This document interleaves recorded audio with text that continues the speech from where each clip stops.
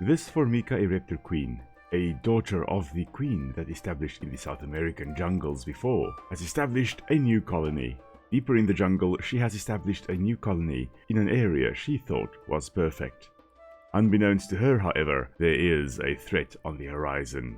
Not the leafcutters that are minding their own business, but the fire ants that are expanding from the east, and soon will engulf this entire area in a blaze of bites and stings. Well, hello there all you absolutely magnificent people, and welcome back to another episode of An Ecologist Plays. We talk about nature while playing games. My name is Will, I'm an ecologist by training, and this is Empires of the Undergrowth. And today we are checking in with our Formica Ereptor colony in South America, where they have run into an unexpected opponent. So for today we are playing the Harvest Firebreak, and this of course is the Exploding Ant mission, where we normally play as the Exploding Ants. However, today we are playing as the Formica Ereptors, and we are going to have the same type of episode as we had last time, a bit more narration focused, a bit more documentary style. So follow me as we try to take on the Fire Ants in the Harvest Firebreak. Now, this Formica Ereptor colony has reverted back to a queen that looks a little bit more like the gene thief ant we know, rather than the leafcutter ants we had previously. Of course, we are going to have our wood ants as our ranged units again, and we also have the slave maker ants making a return. But this time around, the army ants are also coming to the fore. So, let's jump right in, shall we? Establishing in the undergrowth, this Formica Ereptor has to very quickly build up an army. There are fire ants in the area. Now, although starting off slow would normally be the Ereptor way, today that is not the case. Immediately they hatch their first Formica rufa wood ants. These will be a very nice addition to the army. And immediately they are sent off to the overworld. Here it is up to the Formica Ereptor workers and the wood ant soldiers to start gathering any food they can find lying on the forest floor. But they have to move quickly, because far to the east there lies a fire ant colony. These ants are ferocious predators, and it won't be long before they start pushing to the west, looking for new hunting grounds. Also to the east, there are two colonies of leafcutter ants. Though there is really no overlap in niche or role that these ants play in the environment, compared to the Formica Ereptors, there will still be some outbreaks of hostility should they venture too close to one another. However, the leafcutter ants and the Formica Ereptors will not be seeking one another out in terms of agonistic behavior or attacking one another. This is likely due to the fact that the Formica Ereptors have been in this area for quite a while already, and the leafcutter ants are already used to the scent of the Formica Ereptor ants in the general area. This is known as the dear enemy phenomenon, where the ants are kind of habituated regarding the presence of the other ants, and as a result do not attack them. However, the fire ants are new, and they are set to take over the forest environment here. And though the Formica Ereptors and the leafcutter ants will not be showing hostilities, at least not easily, the same cannot be said in terms of the fire ants and the other ant species in the area. There are almost certainly going to be hostilities. And that is similar to what we call the nasty neighbour effect. And in fact, the fire ants, being a very aggressive ant species overall, will very likely soon start attacking or at least harassing the leafcutter ants in the area here. And given even just a slight opportunity, they will almost surely attack the Formica Ereptor colony as well. The Formica Ereptors have to build up their strength, have to grab as much food as they can, as quickly as they can, before the fire ants have the opportunity to do so. To aid in this endeavor, the Formica Ereptors are drawing on their skills of taking the genetics of species they encounter, and they have incorporated army ants into their colony. The army ants here will provide them with superior firepower. And though the fire ants and the army ants don't generally meet, at least not often, in the environments they naturally occur, this is still set to be a battle for the ages. Of course, the lines of Ereptor ants are constantly under attack by other ant species, such as Odontomachus boweri there, the trapjaw ant. However, they are simply no match for this column of death. The leafcutters are busy with a daily routine, gathering leaves, taking it back to the nest, and slowly but surely growing their fungal gardens. Fire ants, on the other hand, are busy exhausting all food supplies close to them. Not going to be long before they venture a little bit further west, looking for some living prey, and indeed, there they go. The fire ants have located the first leafcutter ant nest. Wasting no time, they start heading in, most likely to kill the queen, and to then carry back the brood as food for their own colony. This leafcutter colony is almost surely doomed. The Formica Ereptors, on the other hand, are drawing on more substantial army ants, creating their first majors to drive back the fire ants when they inevitably decide that they want to take over this territory completely.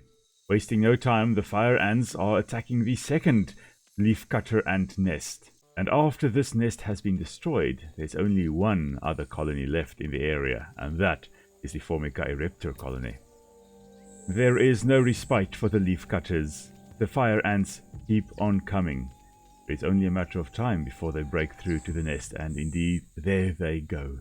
Swarming through the nest, they have one goal in mind: kill the queen, take the brood, feast upon the hapless victim. The Ereptor colony knows its time has almost come. The fire ants have defeated the second leafcutter nest. The Ereptors are making the best of a bad situation. With the fire ants having killed the second leafcutter ant queen, the Formica Ereptors are rushing to the first nest to attempt to scavenge some of the brood that may still be left in that nest before they decompose.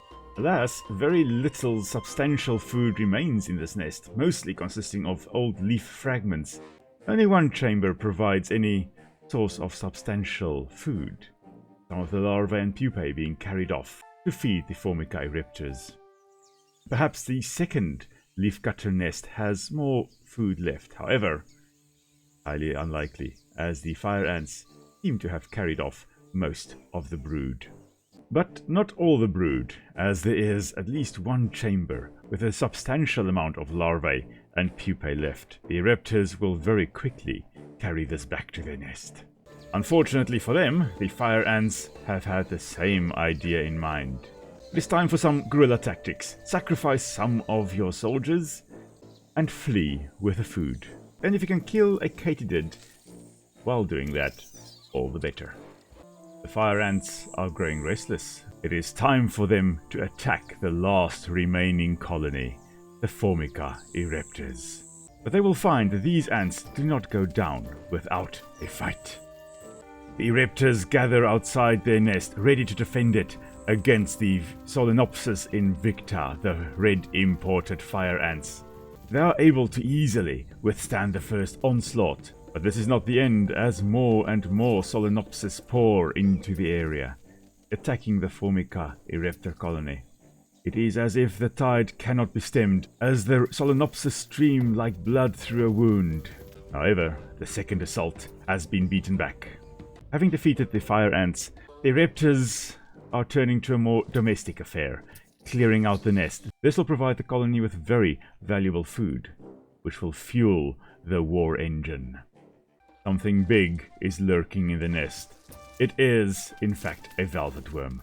Able to spray a sticky slime to capture its attackers, it will not stop these ants, and the Ereptors make very quick work of this potentially ferocious predator. The fire ants are back. It is time to face them once more. And although the fire ants are a ferocious opponent, they have met their match in the Ereptors, who have incorporated army ants into their colony. And although fire ants and army ants rarely meet in nature, it is quite possible that if they were to meet, the army ants would push back the fire ants.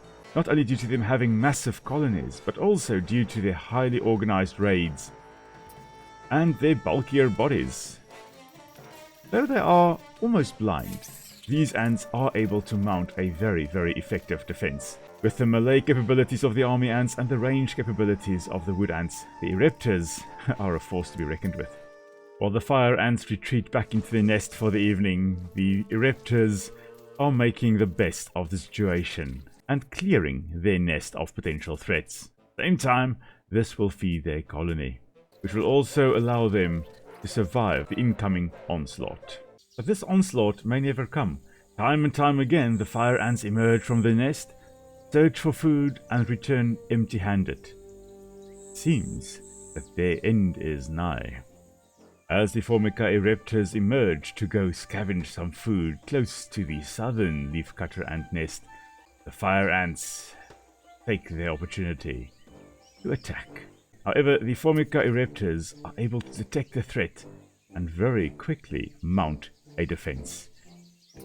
Gathering outside the nest, the Formica ants attack, the army ants being the stalwart front line, and the Formica rufas raining down formic acid from behind.